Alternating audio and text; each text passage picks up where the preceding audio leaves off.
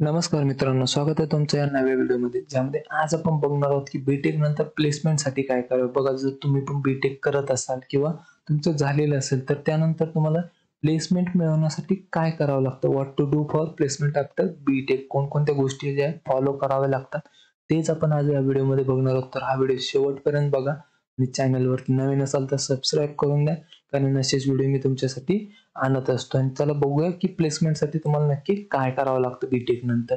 तर बघा, सगळ्यात पहिली गोष्ट जी की सगळे मुलं जे आहेत त्यामध्ये चुकी करतात की स्टार्ट अर्ली. बघा, सगळे मुलं काय करतात, तुम्ही बीटेक करतात आणि चौथ्या वर्षामध्ये फायनल इयरला आल्यावर ते तयारी सुरू करतात शेवटच्या 2-3 महिन्यामध्ये. तसं तुम्हाला करायचं नाहीये.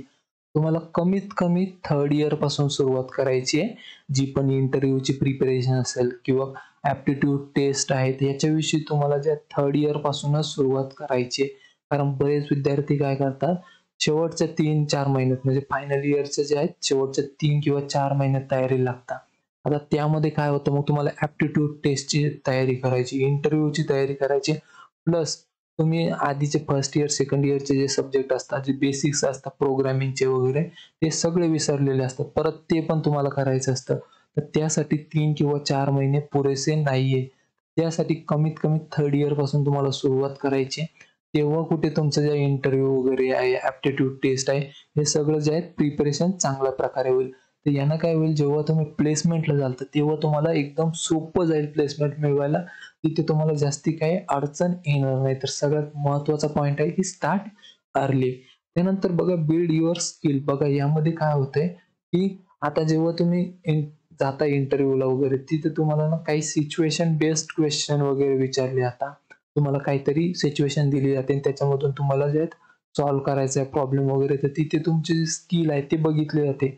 तर तुम्हाला तसे स्किल जे आहेत थर्ड इयर पासूनच सुरुवात करायची, की त्याच्यामध्ये तुम्हाला एकदम चांगलं पारंगत व्हायचे. त्यामध्ये मग तुम्हाला आधीच तुम्ही जे प्रोजेक्ट्स करू शकता. त्यामुळे काय होतं, तुमचं जे प्रॅक्टिकल एक्सपिरियन्स आहे तो तुम्हाला येतो किंवा इंटर्नशिप करू शकता त्याच्यासाठी. इथे जे आहे तुम्हाला चांगलं स्किल जे आहे ते तुमचं डेव्हलप होत असतं. तर तुम्ही प्रोजेक्ट सुद्धा करू शकता. यामध्ये तुम्हाला प्रॉब्लेम्स येतील, मग तुम्ही त्याचं सोल्युशन वगैरे जे आहेत ते काढतात.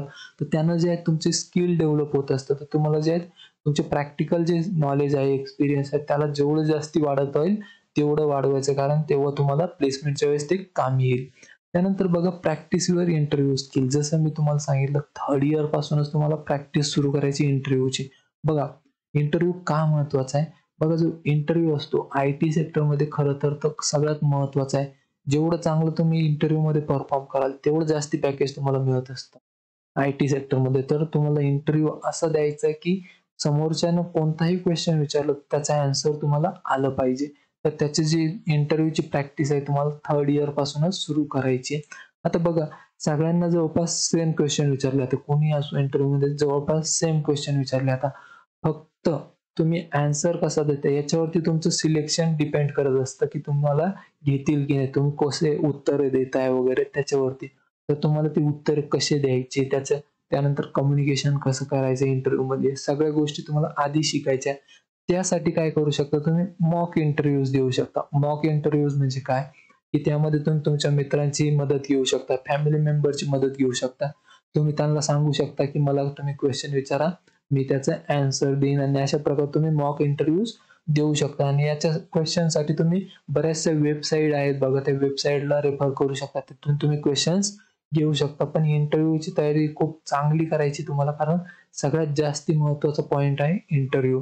त्यानंतर बघा, तुमचं रिझ्युमे जो आहे तुम्ही सर्टिफिकेट कोर्स वगैरे करून तो बिल्ड करू शकता. पण पोर्टफोलिओ जो आहे तो पण तुम्हाला चांगल्या प्रकारे बिल्ड करायचा. पोर्टफोलिओ काय, की तुम्ही एखादी वेबसाईट वगैरे बनवू शकता. तिथे तुमचं जे पण प्रोजेक्ट्स असेल, तुमचं जे सर्टिफिकेट असेल, स्किल असेल, तर ते तुम्ही तिथे डिस्प्ले करू शकता, तिथे दाखवू शकता तुम्ही त्या पोर्टफोलिओवरती. त्यानं काय होतं, की जेव्हा पण तुम्ही प्लेसमेंटला जाल तर तुम्ही त्यांना तो पोर्टफोलिओ तुमचा तो दाखवू शकता. त्याच्याद्वारे ते एकाच ठिकाणी तुमची सगळी माहिती, जे स्किल प्रोजेक्ट्स आहे ते बघू शकता, आणि त्याच्यामुळे पण तुमचे प्लेसमेंट मिळवण्याचे चान्सेस जे आहे ते वाढत असतात. आणि बघा, एवढं करून जरी पण तुमची प्लेसमेंट नाही आली ना, एक साधा सोपा पर्याय आहे की तुम्ही सर्टिफिकेट कोर्स करू शकता. सर्टिफिकेट कोर्स म्हणजे काय, की 6 महिन्यांचा कोर्स असतो. तुम्ही तुमच्या जवळच्या शहरामध्ये, सिटीमध्ये जाऊन 6 महिन्यांचा कोर्स करू शकता.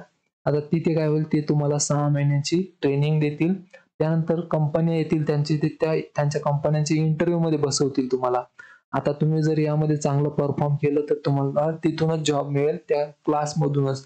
आता बरेचसे क्लासवाले जे आहेत कंपन्या आणत आहेत, तिथूनच तुम्हाला जे आहेत ते जॉब प्रोव्हाइड करतील. तर हा एक सोपा पर्याय, जर तुम्हाला तशी प्लेसमेंट मिळत नसेल तर 6 महिन्यांचं तुमच्या हिशोबाने करू शकता. तुम्हाला जर फुल स्टॅकमध्ये जर जायचं असेल, सायबर सिक्युरिटी असेल, AI मध्ये जर जायचं असेल, त्याच्या हिशोबाने तुम्ही सर्टिफिकेट कोर्स निवडू शकता. त्यानंतर 6 महिने तुम्हाला ट्रेनिंग घ्यायची, त्यानंतर इंटरव्ह्यू द्यायचा आहे आणि प्लेसमेंट तुम्हाला तिथे मिळून जाईल. तर हा सोपा पर्याय. आणि अजून याच्या रिलेटेड जर काही माहिती हवी असेल तर मग कमेंटमध्ये नक्की विचारू शकता. तिथे पण मी तुम्हाला नेहमी रिप्लाय करत असतो.